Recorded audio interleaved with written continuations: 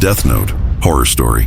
The first time I saw the notebook, it was sitting alone on the third shelf of the university library, in the corner where the fluorescent lights flickered, and the air smelled of damp paper and dust. It wasn't like the other books. Its cover was dark, not just black, but black that seemed to swallow light. When I brushed my fingers over it, I felt something like static, or maybe a pulse. The title, etched faintly in silver ink, read, The Death Note. At first, I thought it was some student's attempt at an edgy art project. But the texture of that cover, it felt like skin that had been dried and pressed into leather. I wish I'd walked away right then. The librarian wasn't at the counter that day. The lights buzzed louder as I carried the notebook to a study table in the back. It wasn't listed in the system when I tried to check it out. No barcode, no record. Still, curiosity clawed at me. I opened it. The first page was blank. So was the second. But on the third, there was writing, faded and uneven. To write a name is to end a soul. I laughed at how dramatic it sounded. Another page read, Each letter bleeds. Each death seals another life. The ink looked old, dried into the paper like veins. My friend Sana came up behind me and startled me. Whoa, what's that, Zara? Looks cursed, she joked. Probably someone's Halloween prank, I said, forcing a laugh. But when I flipped to the next page, I froze. My name was written there. Zara Malik. Every curve of the letters. The exact handwriting I used on my assignments. I hadn't written it. I hadn't even touched a pen. But there it was, in wet, glistening ink that smelled faintly metallic, like blood. Okay, that's freaky, Sana muttered, leaning closer. Did you write that? No, I snapped, pulling my hand away as if the book burned. She laughed nervously. Well, I'm not dying, so if you're cursed, it's on you. We joked about it for the rest of the afternoon, but that night when I got home, the smell of blood followed me. I checked my bag. The notebook was there. I hadn't brought it home, or so I thought. But somehow, it was lying on my desk. The first page had changed. Once opened, the Death Note chooses its writer, and below that, your name has been written. The debt begins at dawn. I didn't sleep that night. At exactly 3:03 a.m., my phone buzzed. A message from an unknown number. Do you believe now? Before I could reply, another message arrived. This one, a photo. It was Sana. Her eyes were rolled back. Her mouth was stretched wide open as if screaming. The timestamp said 3:02 a.m. I called her. No answer. By morning, the news spread across campus. Sana had died in her sleep. The police said it was cardiac arrest. No signs of trauma, no foul play, but I knew better. I knew it had something to do with the notebook. I threw it away. Not once, not twice. I burned it. I buried the ashes, yet every morning it was there, back on my desk. The pages darker each time, the writing shifting, twisting. The writer's soul binds to the ink. Only a new name can unchain the curse. I tried not to read further, but one night I heard whispering, soft and rhythmic, coming from the notebook itself. It was saying my name. Over and over, I tore it open, screaming, "What do you want?" And then the words began to form on their own. Write or die. I didn't know what to do. I didn't want anyone else to die. But I couldn't stop hearing Sana's voice whispering from the corners of my room, repeating, "You did this, Zara. You did this." On the fourth night, the whispers grew louder. I grabbed a pen. My hands were trembling. I wrote the first name that came to mind. The one person I hated most in that moment, Professor Hanif. The ink bled through the paper. The air grew cold. I felt something leave my chest, like my breath had been sucked out of me. The next day, the university went silent. Professor Hanif was found dead in his office. Heart stopped. No marks, no struggle. His face frozen in terror, his eyes staring at nothing. The police called it sudden cardiac arrest. Again, but I knew the book was real. The notebook stayed on my desk that night, open to a new page. This time, it said, "The curse grows stronger. The ink is hungry, and below that, write again." But I couldn't, not again. I thought I could resist it. I thought I could outsmart it. But the voices, they never stopped. They whispered every night, not just from the notebook now, but from the walls, from my phone, even from my mirror. Write again. Feed the ink. The ink is hungry. By the fifth night, I started bleeding from my nose whenever I ignored the whispers. My reflection began to smile even when I didn't. My shadow, sometimes it moved when I stayed still. And that's when I realized it wasn't the names that killed people. It was the act of writing itself. Every stroke of the pen wasn't just ink.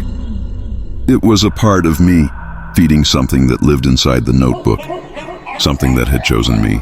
I started losing time. Hours vanished. I'd wake up to find pages filled with names I didn't remember writing, people I barely knew. Each name had a red fingerprint beside it. My fingerprint. By the time I realized what was happening, it was too late.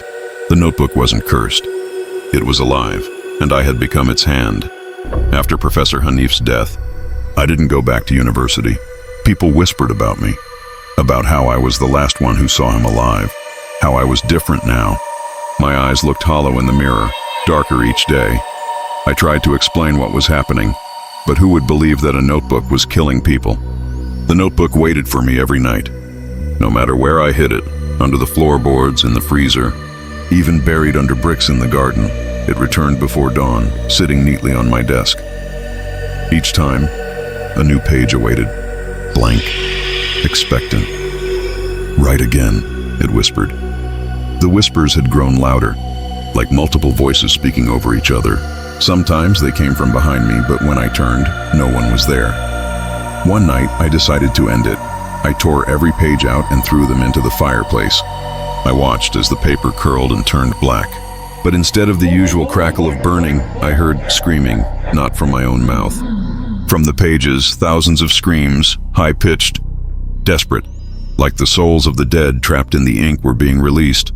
And then, just before the last page turned to ash, a face appeared in the flame, pale, hollow-eyed with a mouth too wide, stretching inhumanly as it whispered, "You freed me." The lights exploded. The entire house went dark. When I woke up, my room was cold, frost creeping up the windows. The fireplace was untouched. Not even a trace of ash, and the notebook was back on my desk, completely intact. Only one difference.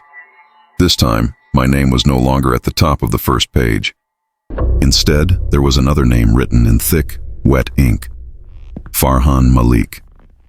My brother. I screamed his name, ran to his room. He was there, asleep, breathing shallowly. I shook him awake, crying, tearing the sheets. "Wake up, please, wake up!" He opened his eyes, but they weren't his. They were pure black. "It's your turn now, Zara." He smiled, that same inhuman stretch from the flames. And then, he stopped breathing. I tried CPR. I screamed until my throat tore, but nothing worked. When I called for help, no one came. My phone screen glitched, flickering between static and a phrase written in red text. "Ink demands blood." That's when I realized something even worse. The notebook wasn't killing my loved ones. It was feeding on them through me.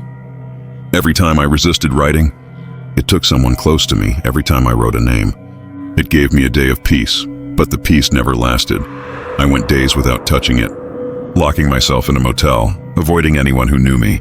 Still, the whispers found me, through the vents, through the radio, even in the static of the TV.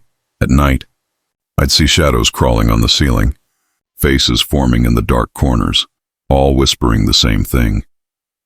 "You wrote our names. You killed us. Feed the ink." The more I resisted, the more my body began to change. My veins darkened. My reflection no longer moved in sync. And then came the night I met Harini. I was at the edge of losing my mind when I decided to return to the university library, the place where it all started. I thought maybe there'd be some record, some trace of where the notebook came from. The librarian, an old woman with cataract white eyes, was still there. When she saw me, she smiled slowly. "I knew you'd come back," she said. "You know about the book?" I demanded. Her smile didn't fade. "It always chooses the lonely ones.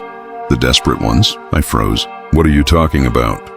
She stood up, her body trembling like paper in wind. "Do you think you're the first?"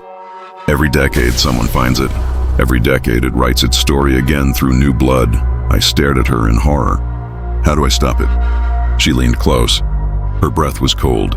"You don't." Then she opened her hand, and in it she was holding an identical notebook. "You can only pass it forward." Before I could react, she pushed the notebook against my chest. My skin burned on contact. The lights flickered, and then suddenly I was alone again. Both notebooks were gone. The room reeked of sulfur and decay, and then I heard it, a faint laugh echoing down the library aisles. I turned toward the sound. A shadow stood there, tall, thin, faceless, holding my notebook. "You've written enough," it whispered. "Now, you are written." The last thing I remember before blacking out was its fingers, long, bony and inhuman, reaching for my throat, dripping black ink that sizzled as it touched my skin. When I woke up, I was in a room that looked like the library, but wrong. The shelves stretched higher than they should have, tilting at impossible angles. The floor pulsed faintly beneath me, like I was standing on living flesh. The air smelled like iron and rot. The notebook was in my hands again. Its cover was warm, pulsing, breathing. "Write or die." The whisper came again, closer now. My body trembled. "No more," I said. "No more names," a voice replied. Not from the book this time, but from inside my head. "You misunderstand. There are no names left to write, except yours." The walls around me began to shift, peeling away like skin. Faces pressed through, the faces of everyone whose names I had written. Sana, Professor Hanif, Farhan, even people I didn't know. Their eyes hollow, their mouths dripping ink. They chanted in unison, "You are the ink. You are the hand. You are the curse." I fell to my knees, screaming, "Please, let me go." The notebook opened on its own. Pages flipped wildly until they landed on the last one, blank, except for a single shimmering line of ink forming across the bottom. It began to write my name.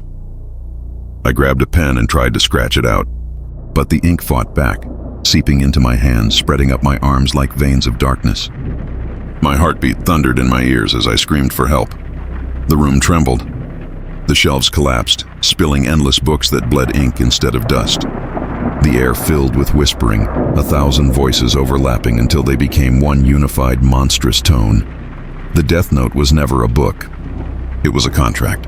And then, from the shadows, I saw it, the true face of the entity. It was neither man nor demon, but something in between, tall, skeletal, draped in parchment skin that fluttered like paper. Its eyes were hollow sockets that leaked black tears, and its hands were quills, long, sharp, dripping with ink that hissed as it touched the floor. "You fed me," it said in a voice that scraped like knives. "Now I write your end." I tried to run, but the ink from my veins pulled me back, rooting me to the floor. The notebook floated up before me, glowing faintly, pages fluttering as if in ecstasy. The entity's hand reached out, the quill fingers piercing the air, and began to write directly on my skin. Each stroke burned, each letter carved into my flesh. "Zaramalik, I screamed as the letters glowed red, then turned black.